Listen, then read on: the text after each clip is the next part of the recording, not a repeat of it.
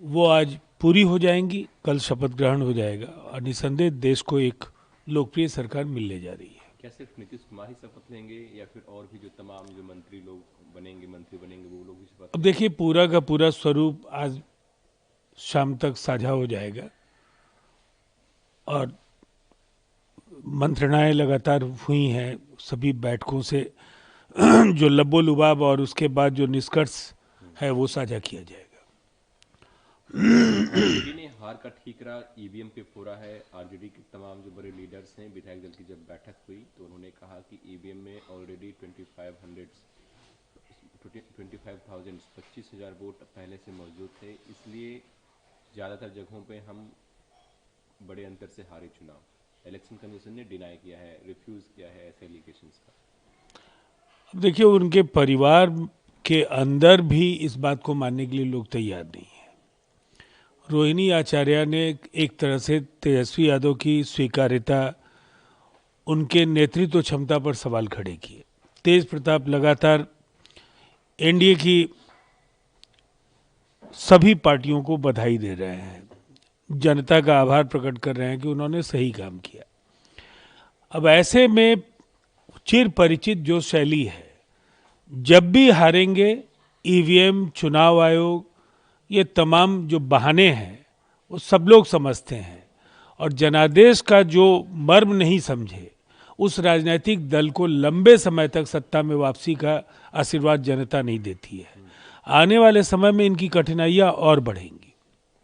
लेकिन पार्टी के लोग तो कह रहे हैं कि हम तो तेजस्वी यादव के साथ कर रहे हैं, हम जो इंटरनल फाइट है फैमिली में उसको हम सुलझा लेंगे, लेकिन हमारा नेता जो है वो तेजस्वी यादव ही है। फाइट सुलझता हुआ तो नहीं दिख रहा है और जिस तरीके से लगातार परिवार के सदस्य विभाजित दिख रहे हैं, जो तेजस्वी यादव के साथ जो लोग हैं हम्म। दबी जुबान से वो भी मानते हैं कि संजय यादव या रमीज ने राष्ट्रीय जनता दल के कई बड़े फैसलों को प्रभावित किया। टिकट वितरण में चूक हुई, तेजस्वी यादव के अहंकार से परिवार और गठबंधन दोनों ही नहीं बच पाया और एक बड़े विभाजन के कगार पर वो स्वयं खड़े हैं।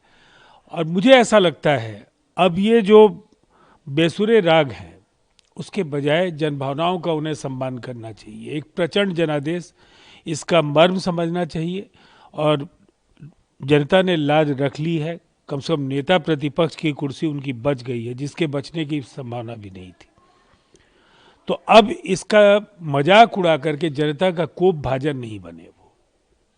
प्रशांत किशोर भी कल मीडिया के सामने आए, उन्होंने कहा कि लोगों ने मुझे ना समझ करके सम्राट चौधरी और नीतीश कुमार जैसे लोगों को समझा, उनको बधाई, लेकिन जो वादे उन्होंने किए 2 लाख रुपए महिलाओं को देने का, जीविका दीदियों को देने का, उनको हम पूरा करवा के रखेंगे। अब हम एडवाइस नहीं करेंगे, अब हम लड़ाई लड़ेंगे मैदान में बिहार के लोगों के साथ।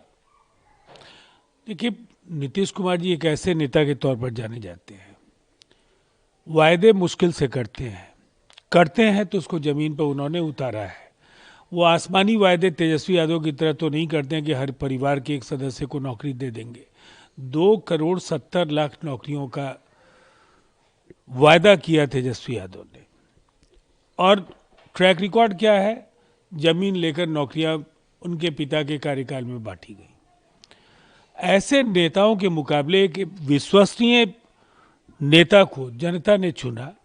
नीतीश कुमार जी ने जब भी जो कहा है, जनता इस बात का सबसे बड़ा, इसकी सबसे बड़ी साक्षी है। उन्होंने उस उन फैसलों को जमीन पर उतरते हुए देखा है। इसलिए प्रशांत किशोर जी की नसीहत की जरूरत नहीं है अब। अब तक तो वो संन्यास लेने जैसी बातें कहते थे, लेकिन अब जो भी उन्होंने कहा है, नीतीश कुमार जी ने जनता से वादा किया है और उनका सीधा संवाद जनता से है। उन्होंने कहा मैं राजनीति क्यों छोड़ूं, मैं किसी पद पे तो हूं ही नहीं। अब ये उनका फैसला है, वो क्या करेंगे। बहुत गंभीरता से मतदाताओं ने भी नहीं लिया और हमने भी उनको नहीं लिया है। कांग्रेस पार्टी एसआईआर के मुद्दे पे कल दिल्ली में बैठक की और निर्णय ये हुआ कि आने वाले दिनों में जो पैन इंडिया मूवमेंट है एसआईआर को लेकर के वो करेगी। पहले वीक दिसंबर के पहले वीक में एक विशाल रैली भी रामलीला मैदान में वो लोग करेंगे। चुनावी हार की वजह एसआईआर को ही बता रहे हैं वो लोग। देखिए, राहुल गांधी अपने फैसलों को कांग्रेस पार्टी पर भी जबरन थोप रहे हैं और राहुल जी के कार्यकाल में ही, उनके नेतृत्व में ही कांग्रेस का समापन यज्ञ भी होगा।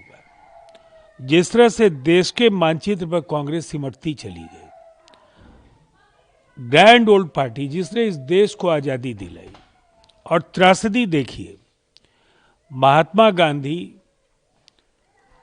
नेताजी सुभाष चंद्र बोस, सरदार वल्लभ भाई पटेल जैसे नेताओं की पार्टी आज राहुल गांधी के चंगुल में छटपटा रही है। और जिस तरह से जबरन आप एसआईआर को लेकर के, ईवीएम को लेकर आप आत्ममंथन नहीं करते हैं कि G23 क्यों बन गया आपके यहाँ, क्यों आपके सारे बड़े नेता आपके खिलाफ चले गए। जो उस समय G23 में नहीं गए वो आज आपके खिलाफ जा रहे हैं, शशि थरूर जैसे लोग। थरूर भी अब खुल के ट्वीट कर रहे हैं पीएम मोदी को लेकर के, और देख रहा है इंटरनल फाइट कांग्रेस में किस तरीके से है। अब देखिए, राहुल जी और उनके कुछ दरबारियों को छोड़कर कांग्रेस में कोई बचेगा नहीं।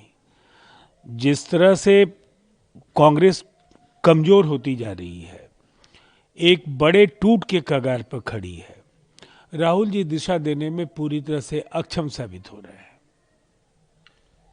मोहन भागवत ने कहा है भारत, वो आज पूरी हो जाएंगी, कल शपथ ग्रहण हो जाएगा और निसंदेह देश को एक लोकप्रिय सरकार मिलने जा रही है। क्या सिर्फ नीतीश कुमार ही शपथ लेंगे या फिर और भी जो तमाम जो मंत्री बनेंगे वो लोग भी शपथ? अब देखिए, पूरा का पूरा स्वरूप आज शाम तक साझा हो जाएगा और मंत्रणाएं लगातार हुई हैं सभी बैठकों से।